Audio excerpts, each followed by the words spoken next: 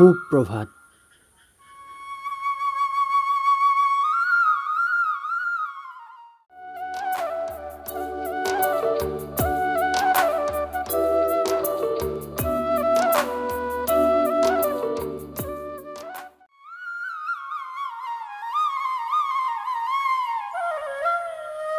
Doctor APJ Abdul কালামে কৈছিল,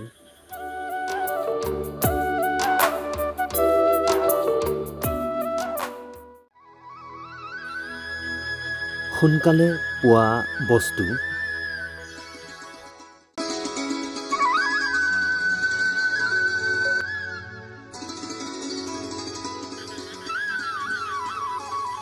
বেছি দিনলৈ নাথাকে।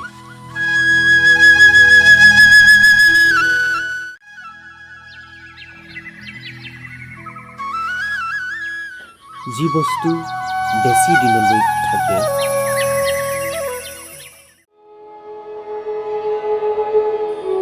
ই কেতিয়াও সহজলভ্য নহয়। আপোনাৰ দিনটো শুভ আৰু মংগলময় হোৱাৰ কামনাৰে।